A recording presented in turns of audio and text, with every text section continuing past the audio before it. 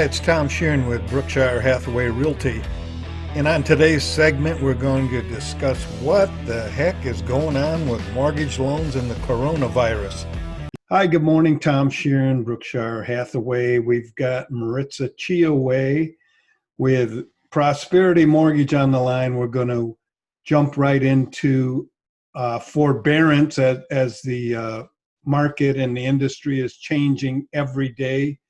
We want to show everyone the options about forbearance, the good, the bad, the indifference. And Maritza, thank you for being here this morning. And let's just talk about when consumers need to do this, when they don't, and the consequences potentially if they do. Thank you, Tom. Maritza Shiaway here from Prosperity Mortgage. Very happy to be here. So, forbearance. What is forbearance? It's the option to defer your mortgage payments until a later time. There has been a lot of questions about it because the unemployment rate is up due to COVID-19. And today we're going to talk about what consumers should know about whether or not going to forbearance or you shouldn't go to forbearance, and what are the consequences. So who should and shouldn't go into forbearance? You absolutely shouldn't go into forbearance so you can still make your mortgage payments. If you're selling your house and would like to defer payments to help you save for a new purchase, that's not the right reason. Or if you want to make if you can make the payments but would like some monthly relief, those are not good reasons. And most likely when you talk to your servicer, chances of being approved are very low, okay? So you have to have a financial distress to be able to be approved for a forbearance payment. So you should go into forbearance if you're currently in a position where you cannot make a mortgage payment, and if you will fall behind and begin incurring late fees, then you should absolutely talk to your servicer and see what your options are. And there's supposed to be no impact on your credit score if one does this, but it is marked, so to speak, right? Or noted that, what's the term again we used when the market fell out in 2007 and 8? How were they reporting that to the credit then? So 12 years ago, when the crisis was a lot different from what it is today, they were called loan modifications. Mm-hmm. Okay, so people that couldn't afford their house anymore, they'll go into loan modification. And another thing I didn't mention about who should and who shouldn't. If you still be able to make your payments, I would consider going into refinance options instead of forbearance, because interest rates are the lowest in the last 10 years. So that might be a better option, and you can actually save more money doing that than forbearance. Aside all the consequences that you may have if you go into forbearance. But anyways, in 2008, 12 years ago, it was called loan modification. Mm-hmm. And after you defer your payments through a loan modification agreement, you had to wait 3 years to be able to purchase another property or to refinance. Your score was affected, and today things are a little different. Different crisis, different employment rates, and housing impacts hasn't been as significant as it was 12 years ago. So Fannie and Freddie Mac, which are the government agencies, they know the nature of this business. So they have not duplicated what it was 12 years ago. Things are a little different today. Yeah, so again, it's forbearance, it's not forgiveness. And every servicer and lender's doing things a little different. It could be a balloon payment when you're ready to get back to your regular payment. They could put it at the end of the loan, but regardless, if you do choose to take forbearance, it's going to be notated, I guess, on your credit report, correct? Correct. So, forbearance means that you can defer your payments from 3 months all the way to 12 months. Okay, you can add all those payments back into your loan, depending on what your servicer tells you or what you are able to do with your servicer. Some servicers are only doing 3 months. But what we knew before is that whatever repayment plan you work with your servicer was not going to have an impact on your credit score. This was 2 weeks ago. Mm-hmm. Now, this week, Fannie and Freddie Mac have said that, if you are approved for a forbearance plan, we will not ding your credit score. But we didn't know before what was going to happen with the waiting period. We didn't know if we went into a forbearance agreement, if we were going to be able to refinance or purchase another property while in forbearance. Okay.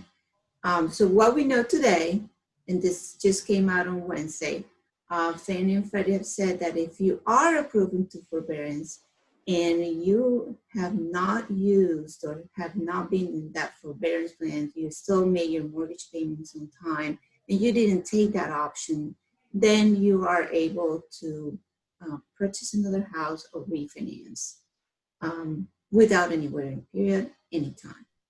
However, if you have been approved and you have taken the option to defer your payments, then you had to be back into the repayment plan and made at least 3 monthly payments on your regular mortgage to be able to be eligible for refinance purchase. So back into the repayment plan in 3 months of payments. So that is what's going to take for consumers to be eligible for refinance or purchase another property. Yeah, so this is hot off the press news that just came out. I know we talked in the past and we knew there was going to be some changes, and there'll probably be more, correct? As everybody figures out the new normal way to conduct business, it's changing as we speak. So again, one has to be caught up in their payments after they proclaim for a forbearance situation, and then wait an additional 3 months, and then they'll look at everything again. And as we know, the standards changed as far as the minimum scores and all that.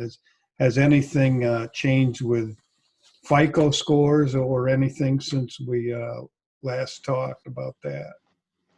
Yeah, so one of the most recent changes was our minimum score was 660 at Prosperity to be able to purchase or refinance a house. Today, as everything is changing every day, we have lowered the minimum credit score to 640. Okay. Another big change is that all the down payment assistance programs that were pulled out of the market about a month ago, they're back in the market now. So now consumers have those options back: lower interest rate, lower credit score requirements, and financial assistance if you are eligible. Excellent. That's great news. And obviously it shows things are letting up a little bit on the standards and restrictions in the market. And again, about the credit, the rates right now are just crazy low. What did we end up rate wise? I know the new ones haven't come out yet today, but what did we end up yesterday, Maritza? So yesterday, we closed the 30-year fixed rate at 3%. Wow. And the 15-year fix It was closed yesterday at 2.625. Best interest rates in the last 12 years. Unbelievable. And then again, the option to refi. Just recapping about the forbearance. If you don't have to do it, don't do it. Or if the things are a little tight, maybe look into a refi situation versus going into forbearance. If you have to do it, get caught up and then look at your situation in another 3 months. That'll be, if somebody was caught up today, that's the end of August, September. So hopefully things will even be brighter in the mortgage and housing market by then too. Yeah, and if you're still in a forbearance, then you have to get back to your payment plan, make those 3 payments, and then I would advise once the 3 payments are made to check with your mortgage consultant to see if there's any refinance options, because interest rates are still low, and probably you can work something out with your mortgage consultant and see what options you may have to keep that low payment. Not going to be the same as forbearance, but with this lower interest rate payments, you can easily go into a more affordable payment if your situation, obviously, for a lot of people today, your financial situation has changed. Yeah, and we'll probably see a big influx of refinancing again, just because of even if somebody's in the mid fours, it's which is crazy low. It's worth a look to refinance at 3% or even a little above or below that. So yes, I would say if you have the ability to lower your interest rate at least 1%, that is worth looking into it. Ask your mortgage consultant to run the numbers for you. If you have car payments or credit cards that have high interest rate, why are you paying 20% on a credit card where you could transfer all that debt into a 3% debt? Mm-hmm. That will save you a lot of money as well, because most of the reasons when we go into forbearance is because our cash flow, our monthly cash flow gets affected. We don't have the same cash flow, and we still have to pay our cars, we still have to pay our credit cards. So instead of paying 20% on that debt, we can transfer it to 3%, and that will ease our cash flow and still achieve our long-term financial goals. Excellent. So yeah, this is all good news. So we've got a little more defined plans for forbearance if one does it. We've got low interest rates. They've lowered the FICO score qualifying numbers a little bit. So and on my end and the real estate end in Atlanta, I mean, it's really opening up. Buyers are anxious. They want to get out. So we should see a good uptick in business. Absolutely. I mean, having a 640 credit requirement plus down payment assistance plus lower interest rate, it's like all the options are happening at the same time for a consumer to get into a house today. So there it is. That's the recap. That's the perfect storm happening right now, even in these different times, and we'll see changes all along the way. Of course, we'll keep you updated. And thanks again to Maritza Chiaway for the great information, and we will talk soon. Thank you, Tom. Glad to be here.